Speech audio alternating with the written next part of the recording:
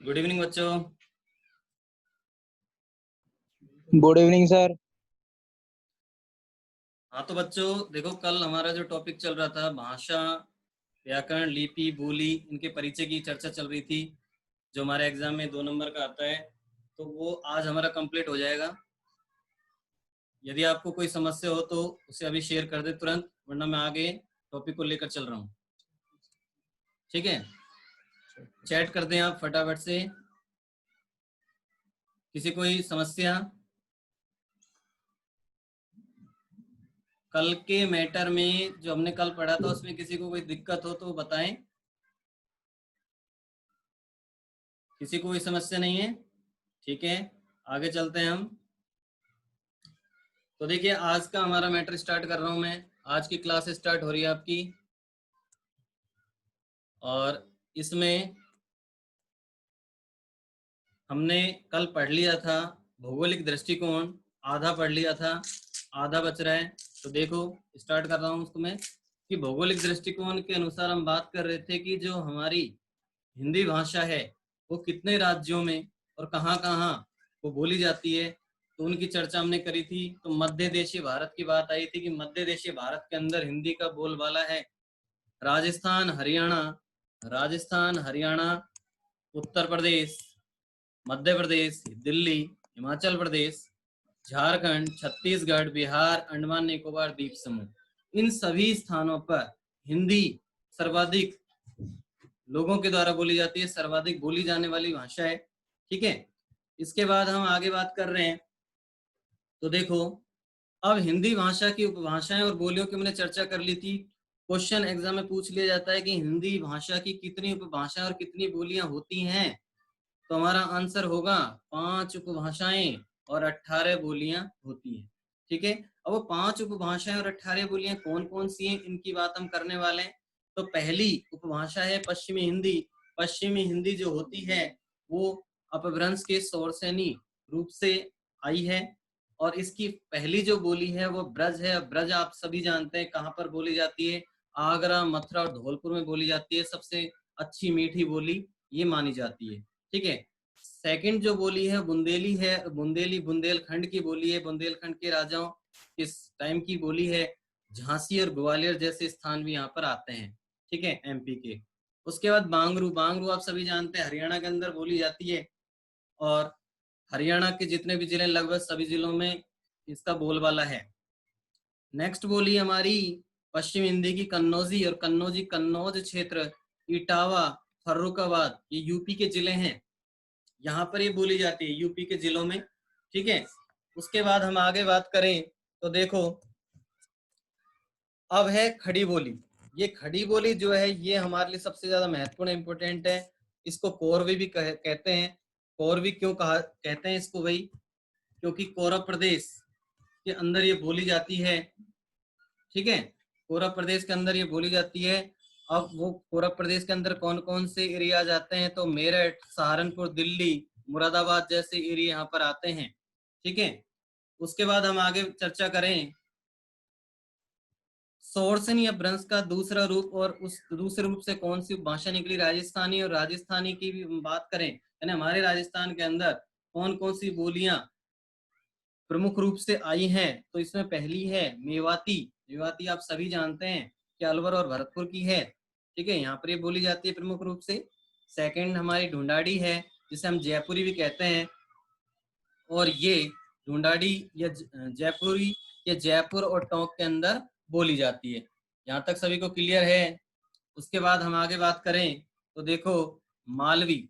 मालवी कहाँ पर बोली जाती है? इंदौर, एमपी का इंदौर, उज्जैन, राजस्थान का झालावाड़, प्रतापगढ़, यानी मध्य प्रदेश की सीमा से लगने वाले जिले इसमें आते हैं। ठीक है, उसके बाद हम आगे बात करें तो मारवाड़ी, और मारवाड़ी बोली जाती है जोधपुर, बीकानेर, पाली की तरफ। ठीक है, अब आगे हम बात करना चाह रहे हैं तीसरी भाषा के लिए, और वो पहाड़ी। और पहाड़ी नेपाली, गढ़वाली और कुमाऊनी इसके अंदर आती हैं। ठीक है, और नेपाली कहाँ पर बोली जाती है? नेपाली सीधी सी बात है भाई, जहाँ नेपाल से टच वाले जो राज्य है वहां पर बोली जाएगी, और उसके जिलों में बोली जाएगी। तो हिमाचल प्रदेश के शिमला, मंडी और एक धर्मशाला जैसे जिले इसके अंतर्गत आते हैं। गढ़वाली केदारनाथ उत्तरकाशी में बोली जाती है। कुमायूं रानीखेत और नैनीताल बहुत अच्छे से जानते हैं आप सभी, ठीक है। तो यहाँ पर ये पहाड़ी जो उपभाषा है ये यहाँ पर समाहित है, बोली जाती है यहाँ के लोगों के द्वारा। इसके बाद हम आगे बढ़ते हैं, यहाँ तक किसी को कोई समस्या नहीं होगी जहाँ तक मैं जानता हूँ समझता हूँ, ठीक है। आगे हम बढ़ रहे हैं और अब है हमारे अपभ्रंश का रूप मागधी अपभ्रंश। अब अपभ्रंश का कौन सा रूप है यहाँ पर, मागधी अपभ्रंश है, ठीक है, उसकी चर्चा हम करने वाले हैं। तो देखिए इसकी चर्चा करते हैं, स्टार्ट। मागधी अपभ्रंश से कौन सी उपभाषा आई, बिहारी। अब बिहारी आप सभी जानते हैं, बिहारी तो कहाँ बोली जाती है, ज्यादातर बिहार के अंदर ही बोली जाएगी। तो इसमें पहली बोली कौन सी है, मैथिली बोली जाती है। और मैथिली का जो क्षेत्र है जहाँ पर ये बोली जाती है वो है मिथिला का, दरभंगा, पूर्णिया, ये तीनों ही बिहार के अंदर है, ठीक है, तीनों ही क्षेत्र बिहार के हैं। सेकंड है बोली मगही, और मगही बोली जाती है पटना, बिहार की राजधानी पटना, गया, भागलपुर जैसे जिलों में बोली जाती है। और तीसरी बिहारी उपभाषा की बोली है भोजपुरी, और भोजपुरी देखो वाराणसी ये तो यूपी में है, चंपारण ये हमारा बिहार के अंदर है, गोरखपुर ये हमारे यूपी में है, यानी कि पूर्वी उत्तर प्रदेश में और बिहार के अंदर ये बोली जाती है, ठीक है। उसके बाद हम आगे बढ़ते हैं, तो अर्धमागधी अपभ्रंश से एक उपभाषा आई है पूर्वी हिंदी, ठीक है। पूर्वी हिंदी से बोली जो बोली जाती है वह अवधी, ये भी बहुत ही इंपॉर्टेंट है, ध्यान रखें अवधी, क्योंकि इस बोली के अंदर रामचरितमानस की रचना की गई थी तुलसीदास के द्वारा, ठीक है। और ये अवधि पहले बोली थी, लेकिन इसका जो क्षेत्र विस्तार ज्यादा हो गया, अच्छा विस्तार कर लिया इसने, ठीक है। तो जिसके कारण से ये क्या बन गई, भाषा, ये भाषा के रूप में जानी जाने लग गई है। अब उसके बाद हम बात करें तो देखो अवधि कहाँ बोली जाती है, लखनऊ, अयोध्या, सीतापुर, लखनऊ जैसे जिलों में, उत्तर प्रदेश के जिले हैं वहां पर ये बोली जाती है, और आसपास के जिले भी इसमें हैं। हम यहाँ पर मेन जिलों के नाम नोट कर रहे हैं, ध्यान रखें सभी। उसके बाद है बघेली, ये बघेली बोली जाती है रीवा क्षेत्र, शहडोल और सतना, रीवा, शहडोल और सतना में बोली जाती है, और ये एमपी में है, ये एमपी में है, ठीक है, बघेली का क्षेत्र। उसके बाद छत्तीसगढ़ी तो एमपी से टूट करके छत्तीसगढ़ बना, वहां पर इसकी एक नई बोली बन गई छत्तीसगढ़ी, और वो वहां के जिलों में बोली जाती है विशेष रूप से, जैसे बिलासपुर, दुर्ग और रायगढ़ में। तो ये छत्तीसगढ़ी के क्षेत्र थे। अब बात आती है यहाँ पर किस प्रकार के क्वेश्चन पूछे जा सकते हैं, तो देखो यहाँ पर पूछा जा सकता है आपसे कि पूर्वी हिंदी की कौन कौन सी बोलियां होती हैं। तो पूर्व हिंदी की हमें तीनों बोलियों के नाम लिखने होंगे वहां पर, अवधी, बघेली, छत्तीसगढ़ी, या किसी पर्सनल किसी भी बोली को उठा करके उसका क्षेत्र पूछ सकता है, ठीक है। तो हमको ये सभी अच्छे से याद रखनी है, ठीक है। अब हम आगे बढ़ते हैं और हिंदी भाषा के संवैधानिक दृष्टिकोण की ओर चलते हैं। हिंदी भाषा का संवैधानिक दृष्टिकोण, तो हिंदी भाषा का संवैधानिक दृष्टिकोण क्या है, तो देखो इससे भी क्वेश्चन आ सकता है, और आ गया तो आप छोड़ने वाले नहीं है, क्योंकि आपके सामने टोटली जो पूछेगा वो हम यहाँ पर नोट कर रहे हैं। तो देखो सबसे पहला यहाँ पर बिंदु है हमारे सामने कि 14 सितंबर 1949 को संविधान सभा के द्वारा एक मत होकर के जब हमारा देश आजाद हो गया, उसके बाद संविधान की जरूरत पड़ी थी, संविधान की आवश्यकता थी, और उस समय संविधान सभा का गठन किया गया, और सभी पूरी जो समिति के सदस्य थे उन्होंने निर्णय लिया कि भाई हमारी एक राजभाषा होनी चाहिए। अब वो राजभाषा कौन सी होनी चाहिए, तो सभी ने सर्वसम्मति से होकर के निर्णय लिया कि भाई हमें हिंदी को भारत की राजभाषा बनाना है, ठीक है, हिंदी को भारत की राजभाषा बना देते हैं। अब ये राजभाषा होता क्या है, इसकी चर्चा भी हम आगे अपनी इसी क्लास में करने वाले हैं, ठीक है, आप ध्यान से देखते जाएं। तो देखो उसके बाद हिंदी दिवस की बात करें तो हिंदी दिवस 14 सितंबर को मनाया जाता है। हिंदी राजभाषा संबंधी प्रावधान, ध्यान से सुन लें, संविधान में एक सूची है, एक अनुसूची या सूची, ठीक है, और वो है 8वीं, और उस 8वीं के अंदर 22 भाषाएं शामिल हैं, ठीक है, और उन्हीं में हिंदी भी शामिल है। तो यहाँ पर जो हिंदी है ये इसके लिए जो संवैधानिक प्रावधान है वो अनुसूची 8 में है, ठीक है, भाग संख्या 17 है उसकी, और साथ ही साथ अध्याय यहाँ पर 1 है 1, ठीक है, और अनुच्छेद कहाँ से कहाँ तक है यहाँ पर, अनुच्छेद 343 से 351 तक शामिल किए गए हैं, ठीक है, ये सभी आपको ध्यान में रहने चाहिए। अब देखो आगे लिखा भी है कि अनुसूची 8 में 22 भाषाओं को लेके आपके सामने है ये। अब एक अच्छा क्वेश्चन बन सकता है यहाँ से कि किस अनुच्छेद के तहत राजभाषा हिंदी और लिपि की बात की जा रही है। तो देखो यहाँ पर अनुच्छेद 343 और 1 के अनुसार संघ की राजभाषा हिंदी और उसकी लिपि देवनागरी होगी। अब लिपि देवनागरी की बात भी हम इसी क्लास में करेंगे आगे, ठीक है, क्या होती है, क्या इसकी विशेषताएं होती हैं। और इसमें एक आगे लाइन लिखी हुई है कि अंकों का प्रयोग वही रहेगा जो अंतर्राष्ट्रीय स्तर पर चलित है, यानी अंकों का जो हिंदी भाषा का जो राजभाषा के रूप में प्रयोग कर रहे हैं, तो इसमें अंकों का प्रयोग वही रहेगा जो इंटरनेशनल लेवल पर चलता है, ठीक है, तो इस बात को समझें। उसके बाद हम आगे बात करें तो अनुच्छेद 344 के अनुपालन में राष्ट्रपति द्वारा 7 जून 1955 को एक राजभाषा आयोग बना दिया, उसका गठन कर दिया, और उसकी अध्यक्षता किसने करी थी, बीजी खेर। पूरा नाम इसका है बाल गंगाधर खेर। पूरा नाम क्या है इसका, लिखना चाहें तो आप लिख सकते हैं, बाल गंगाधर खेर इसका नाम है, ठीक है। उसके बाद हम आगे बात करें तो देखो अनुच्छेद 351 में क्या है, अनुच्छेद 351 में क्या बताया गया, हिंदी के प्रचार प्रसार विकास की बात की गई है कि हिंदी का विकास कैसे किया जाए, ये 351 में है। अब हम आगे चर्चा करने वाले हैं हमारी कुछ भाषा के एक रूपों की। तो भाषा का पहला रूप यहाँ पर बताया गया है मातृभाषा। अब मातृभाषा क्या होता है, मातृभाषा क्या होता है इसकी चर्चा हम कर रहे हैं कि मातृभाषा भाई क्या होता है। तो देखो मातृ का मतलब होता है माता, मातृ का मतलब होता है माता, ठीक है, यानी कि जब बच्चा जन्म लेता है तो सबसे पहले वो कुछ सीखता है ना, तो माँ के मुख से जो निकलने वाली ध्वनि है उससे सीखेगा। तो यहाँ पर माँ के मुख से, माँ के मुख से जो भाषा सीखी जाती है, ठीक है, वो मातृभाषा ही होती है, ठीक है। और इसका विकास कैसे होता है, इसका विकास होता है परिवार वालों से, समाज वालों से इसका विकास होता है, और सबसे अच्छी सम्माननीय भाषा है ये, और अच्छे विचार और अभिव्यक्ति का सबसे सशक्त माध्यम भी इसी को माना गया है। कुछ विद्वान मातृभाषा के रूप में संस्कृत को भी मानते हैं। अब क्यों मानते हैं वो आपको पता है, आपने पढ़ा हुआ है कि सबसे प्राचीन कालीन भाषा, सबसे पहले आने वाली भाषा संस्कृत ही थी, इसलिए वही कि मातृभाषा संस्कृत को मान लिया गया है, ठीक है। आगे हम बढ़ते हैं तो सेकंड यहाँ पर हमारी जो भाषा का रूप आ रहा है वो संपर्क भाषा। अब संपर्क भाषा क्या है, संपर्क भाषा वो होती है जब दो भाषा भाषी, ठीक है, व्यक्तियों के मध्य संपर्क का माध्यम बनती है, यानी कि दो अलग अलग स्टेट के लोग हों, ठीक है, एक साउथ का एक नॉर्थ का, और यदि उन्हें आपस में कोई बात करनी हो, वार्तालाप करना हो, तो फिर वो कैसे करें, तो उसके लिए वो किसी एक भाषा को चुनते हैं जिससे वो दोनों एक दूसरे की बात को समझ जाएं, ठीक है। तो ज्यादातर संपर्क भाषा के रूप में माना जाता है अंग्रेजी को, संपर्क भाषा के रूप में अंग्रेजी को दर्जा दिया जाता है, ठीक है। यहाँ तक आप इसको अच्छे से नोट करें। उसके बाद हम आगे बढ़ते हैं, फटाफट से करें। तो देखो अगला है हमारा मानक भाषा।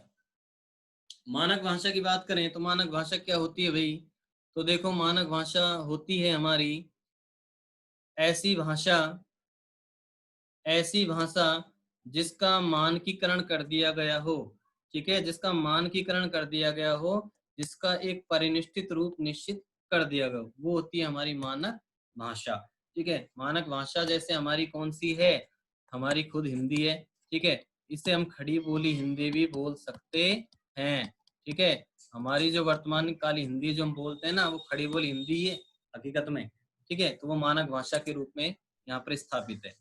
उसके बाद हम आगे बढ़ते हैं तो राजभाषा। अब राजभाषा क्या है भाई, ऐसी भाषा, बहुत अच्छा है ये बिंदु, ध्यान रखें इसको, इम्पोर्टेंट है, ऐसी भाषा जो संविधान द्वारा सरकारी कामकाज करने के लिए स्वीकृत की गई हो, ऐसी भाषा जिसमें सरकारी कार्य हो, जो ऑफिशियल लैंग्वेज है, ठीक है, जिसे हिंदी में राजभाषा कहते हैं, देव बताओ वो कौन सी होगी? तो वो हमारी हिंदी होगी, वो हमारी हिंदी भाषा है। ठीक है, अब हिंदी के साथ साथ कहीं कहीं अंग्रेजी का भी प्रयोग किया जाता है ऑफिसों के अंदर। ठीक है, सरकारी कामकाज के लिए अंग्रेजी का भी प्रयोग किया जाता है। स्टार्टिंग में जब हमारा संविधान निर्माण हुआ था ना, उस समय तो ये सिर्फ 15 वर्ष के लिए इसको लागू किया था कि भाई अंग्रेजी में भी आप काम कर सकते हो। ठीक है, लेकिन बाद में हमारे महान महान ऐसे ऐसे नेता आए, उन्होंने इस 15 साल को काफी लंबा खींच दिया, बड़ा कर दिया है। तो आज 30 साल, 40 साल, 50 साल, 60 साल, जितने भी हैं, आज भी यानी कि अंग्रेजी का यूज भी होता है ऑफिसों के अंदर, कार्यालयों के अंदर। तो प्रथम जो राजभाषा है वो तो हिंदी है, और उप राजभाषा की हम बात करें तो अंग्रेजी के रूप में आती है। अब हम अदर स्टेट्स की कुछ राजभाषाओं की चर्चा कर रहे हैं। तो देखो, इसमें सबसे पहले पंजाब की राजभाषा, कि पंजाब की राजभाषा कौन सी है भाई? पंजाब की राजभाषा क्या होगी? वहां के सरकारी कामकाज किस भाषा में होगा? पंजाबी में होगा। बंगाल में बंगला चलेगी वहां की राजभाषा। कर्नाटक में कन्नड़ चलेगी। यानी कि जहां पर विशेष रूप से कोई भाषा हो, वहां के लोग उसको समझते हो अच्छे से, तो वही उनके सरकारी कामकाज की भाषा बन जाती है। ठीक है, तो ये आप सभी अच्छे से ध्यान रखें। इसके बाद हमारा अगला बिंदु है राष्ट्रभाषा। और राष्ट्रभाषा की चर्चा हम करते हैं, राष्ट्रभाषा की चर्चा कर रहे हैं। तो राष्ट्रभाषा क्या होती है? डेफिनेशन देखो इसकी, कि किसी राष्ट्र के बहुसंख्यक लोगों के द्वारा, बहुसंख्यक का मतलब बहुत अधिक संख्या में, बहुत अधिक संख्या में, बहुत अधिक संख्या में प्रयोग में लाई जाने वाली भाषा राष्ट्रभाषा कहलाती है भाई। और संविधान में राष्ट्रभाषा का कोई उल्लेख नहीं है, लेकिन इस बात को समझना आप, संविधान में राष्ट्रभाषा ये शब्द कहीं नहीं मिलेगा आपको। ठीक है, माना कि हिंदी बहुसंख्यक लोगों द्वारा बोली जाती है, इसलिए राष्ट्रभाषा हिंदी मान लेते हैं हम, हिंदी को राष्ट्रभाषा दर्जा दे देते हैं, तो हिंदी हमारी राष्ट्रभाषा है। लेकिन संविधान में इस प्रकार का कोई उल्लेख नहीं किया गया है। अब बात करते हैं कि राष्ट्रभाषा के कुछ गुण भी होंगे। तो बिल्कुल है भाई, राष्ट्रभाषा के क्या गुण होंगे? जो उन गुणों को पूरा करता है वही राष्ट्रभाषा बनती है। तो हिंदी कैसे बन गई? तो सुनो इसके बारे में। पहला पॉइंट है यहाँ पर, बहुसंख्यक लोगों के द्वारा बोली जाने वाली। बिल्कुल सही बात है, हमारी जो हिंदी है वो लगभग भारत के अंदर 75% लोगों के द्वारा बोली जाती है। तो इसलिए यहाँ हमारे भारत देश यानी राष्ट्र जो हमारा भारत है उसकी राष्ट्रभाषा बन चुकी है। लेकिन संविधान में उल्लेख नहीं दे रखा है इस बार। ठीक है, उसके बाद है सेकंड, जिसका शब्द भंडार विस्तृत है समृद्ध हो। हमारी हिंदी भाषा का शब्द भंडार विस्तृत ही है और सबसे अच्छा समृद्ध भी है। थर्ड है इसमें, जिसकी लिपि सुस्पष्ट और वैज्ञानिक हो। हमारी जो राष्ट्र भाषा हिंदी है, इसकी जो लिपि है, देवनागरी जो लिपि है ना, वो सुस्पष्ट है और वैज्ञानिक भी इसको माना गया है। ठीक है, आगे हम बात करें नंबर 4 बिंदु, जो राष्ट्रीय एकता में सहायक हो। भाई हिंदी भाषा राष्ट्रीय एकता में सहायक बनती है। ठीक है, हम गर्व से कहते हैं कि हम हिंदुस्तानी हैं। तो वो हिंदुस्तानी शब्द बना किससे, वो आपको पता है, आप पढ़ चुके हो उसको, मैं बता चुका हूँ, वो हिंदी से ही बना है। तो ये राष्ट्रीय एकता में सहायक है। पांचवा पॉइंट है, जिसमें उच्च कोटि की साहित्य रचना की गई हो। उच्च कोटि यानी अच्छे काव्य ग्रंथ लिखे गए हो जिस भाषा के अंदर, वो हिंदी है। तो इससे भी राष्ट्रभाषा का दर्जा इसको मिलता है। तो यहाँ पर हमने कुछ भाषा के रूपों की चर्चा करी। अब हमारा जो नेक्स्ट टॉपिक है वो है लिपि का। जो हमारा नेक्स्ट टॉपिक है वो हमारा लिपि का है। लिपि की बात हम करने वाले हैं।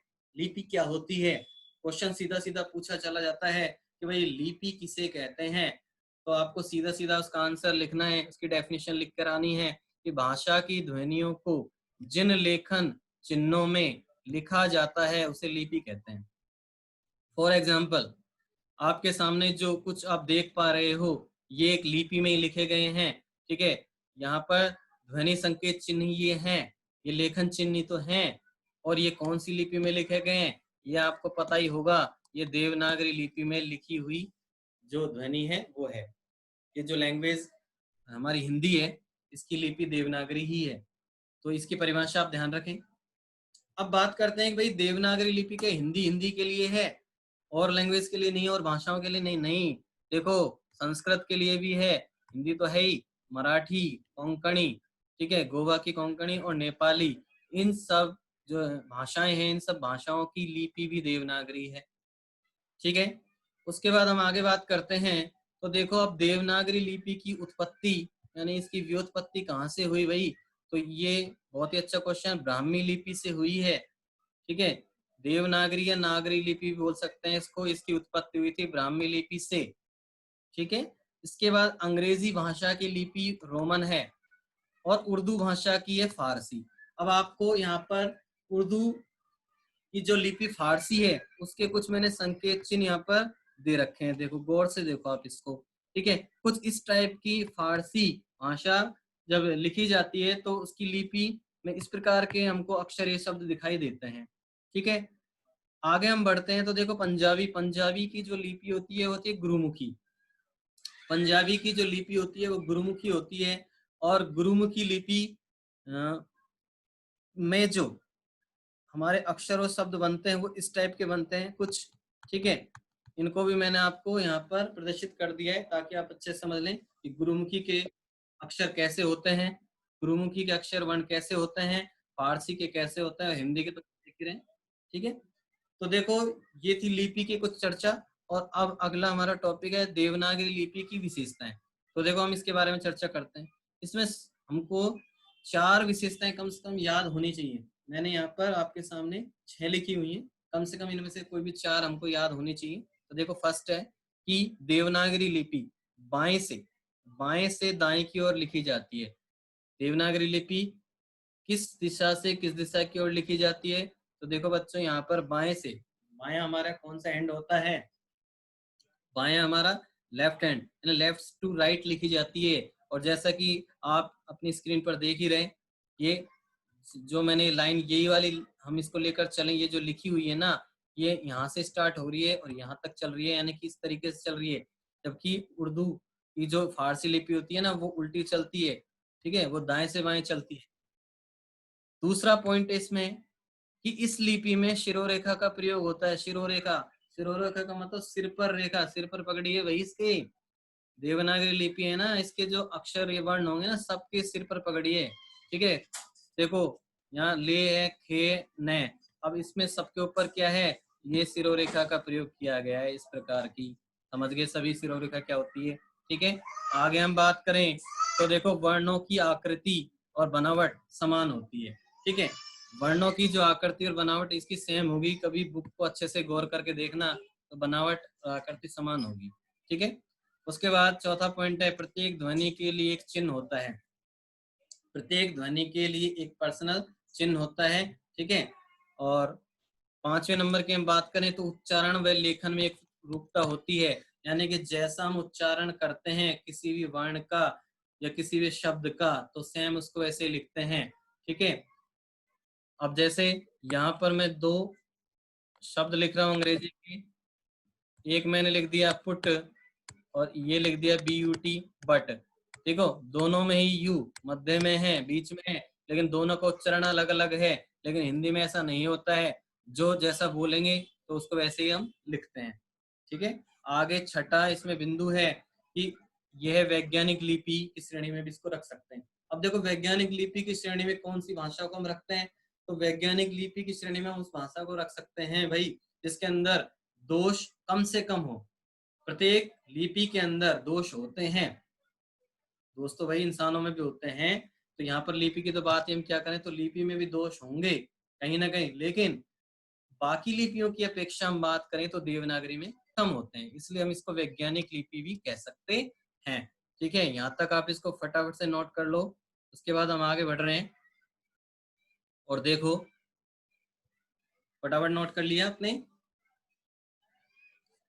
तो आगे हम बढ़ते हैं और अगला है हमारा लास्ट, जो हमारे इस टॉपिक का लास्ट बिंदु है वो है व्याकरण। व्याकरण की चर्चा हम करते हैं यहाँ पर कि व्याकरण भाई क्या होता है। ठीक है, इसकी डेफिनेशन की बात करेंगे हम, इसके अंगों की बात करेंगे, इसके पार्ट्स की बात करने वाले हैं।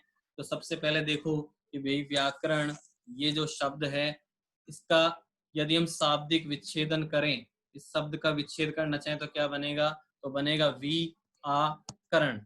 व्याकरण इसका शाब्दिक विच्छेदन है, संधि विच्छेद नहीं है, ध्यान रखना। संधि विच्छेद नहीं होता। ये संधि विच्छेद अलग चीज होती है, शाब्दिक विच्छेद अलग चीज होती है। तो यहाँ पर ये क्या है, ये इसका शाब्दिक विच्छेद है और इसका मतलब क्या होता है, यानी इसका शाब्दिक अर्थ क्या बन गया भाई, भली भांति समझना। इसका शाब्दिक अर्थ बन गया भली भांति समझना। ठीक है, अब इसकी डेफिनेशन की हम बात कर लेते हैं, फटाफट से देख लो, समय हमारे पास कम है। तो देखो, व्याकरण वह शास्त्र है जिससे हमें भाषा के शुद्ध लेखन, शब्दों पर गौर करो, शुद्ध लेखन, उच्चारण और प्रयोग, यानी कि हमें किसी भी भाषा का शुद्ध लेखन आना चाहिए, शुद्ध उसका उच्चारण भी आना चाहिए और शुद्ध उसका प्रयोग करना भी आना चाहिए। और इन सब के नियमों की जो जानकारी हमें जो शास्त्र देता है, जो विधा, जो ग्रंथ, जो पुस्तक हमें देती है, वो होती है हमारी व्याकरण। क्लियर है सभी को, वो होती है हमारी क्या, व्याकरण। अब बात हम करें कि व्याकरण के पार्ट्स, व्याकरण के अंग कौन कौन से होते हैं भाई। ठीक है, प्रत्येक भाषा का व्याकरण अलग से होता है, ध्यान रखना इस बात को, चाहे वो हिंदी हो, चाहे अंग्रेजी हो, चाहे संस्कृत हो, ठीक है, चाहे वो मराठी हो, चाहे कोई सी भी हो। ठीक है, तो देखो, अब हम, ये क्वेश्चन पूछा गया एग्जाम के अंदर पहले भी, व्याकरण के अंग। तो व्याकरण के अंग कौन से होते हैं, कितने होते हैं। कहीं कहीं पर कुछ लोग इसको या कुछ टीचर्स इसको बता देते हैं कि भाई व्याकरण के 4 अंग होते हैं, एक होता है वर्ण, एक होता है शब्द, एक होता है पद और एक होता है वाक्य। ठीक है, लेकिन वास्तविक रूप से जाना जाए तो व्याकरण के सिर्फ 3 ही अंग होंगे। ठीक है, और वो 3 अंग कौन से होते हैं, एक होता है वर्ण, एक होता है शब्द और एक होता है वाक्य। क्यों, क्योंकि ये जो पद होता है ना, ये शब्द का ही एक रूप है। ठीक है, इस बात को आप समझ लें। तो यदि एग्जाम में पूछा जाए कि व्याकरण के कितने अंग होते हैं, तो भाई 3 ही अंग होंगे, एक वर्ण, शब्द और वाक्य। अब इनके डेफिनेशन की हम चर्चा कर लेते हैं फटाफट से। तो देखो, वर्ण की परिभाषा है सबसे पहले कि भाषा की वह छोटी से छोटी इकाई, सूक्ष्मतम इकाई जिसके हम टुकड़े नहीं कर सकते, वो वर्ण कहलाते हैं। ठीक है, जैसे क वर्ण है, मैं वर्ण, ले वर्ण, ये तीनों में ही आपने गौर करके देखोगा, सभी हलंत वाले हैं, यानी कि ये आधे हैं और इनके हम टुकड़े नहीं कर सकते। ठीक है, तो देखें, वर्ण की परिभाषा हमने जान ली है।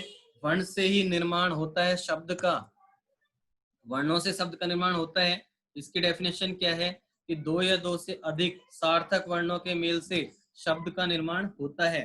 ठीक है, वर्ण कैसे होने चाहिए भाई, सार्थक होने चाहिए और सार्थक वर्णों से शब्द का निर्माण हो जाता है। ठीक है, और जैसे एग्जाम्पल दे रखे हैं यहाँ पर, कमल है, सागर या XYZ, हम कोई भी एग्जाम्पल ले सकते हैं। ठीक है, अगला हमारा जो बिंदु है वो वाक्य, तीसरा पार्ट्स का व्याकरण का, और इसकी डेफिनेशन क्या होती है कि भाई 2 या 2 से अधिक सार्थक शब्दों के समूह से एक वाक्य का निर्माण हो जाता है। यानी सार्थक शब्दों के समूह से, सार्थक शब्दों का समूह होना चाहिए भाई, सार्थक शब्दों के समूह से वाक्य बनता है।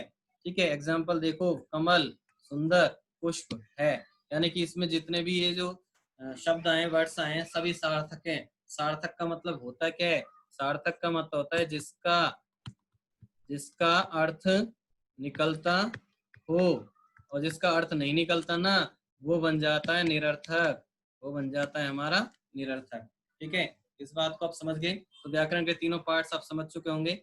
अब इसके अंदर कुछ वन लाइनर क्वेश्चन हैं, देखें इनको, कि भाषा की सबसे छोटी मौखिक इकाई किसे माना जाता है, वो माना जाता है भाई ध्वनि को।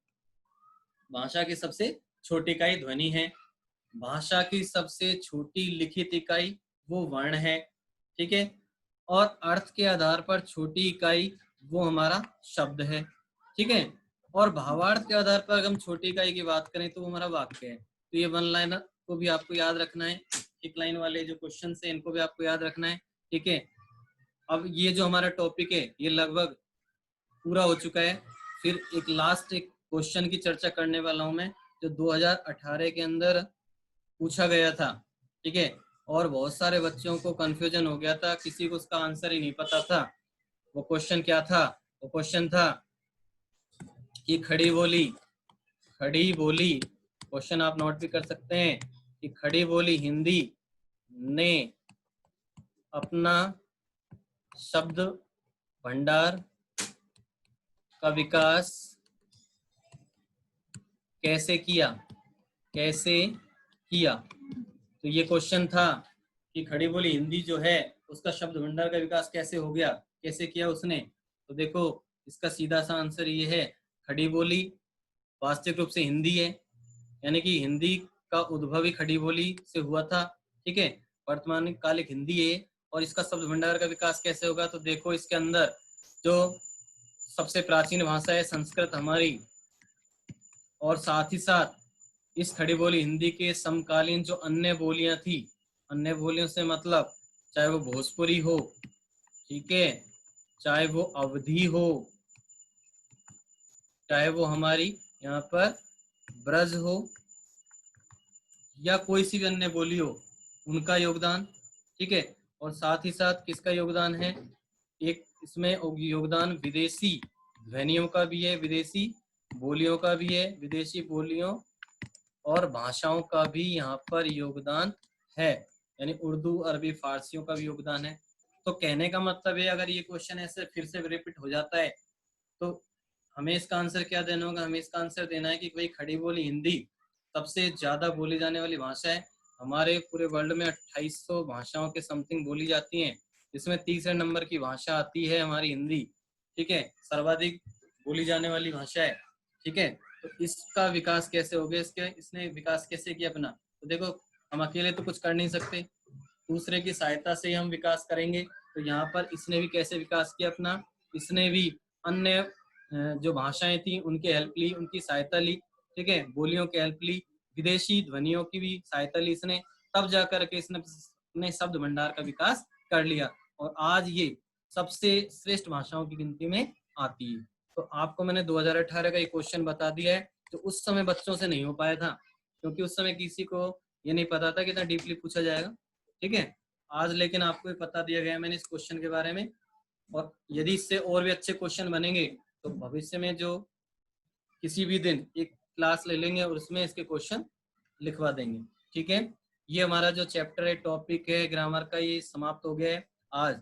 ठीक है, आपके यहाँ से 2 नंबर कहीं जाने वाले नहीं है यदि आपने इसको अच्छे से पढ़ा होगा तो। ठीक है, अब मिलते हैं हम अगली क्लास में। ठीक है, अच्छे से पढ़ना। Thank you.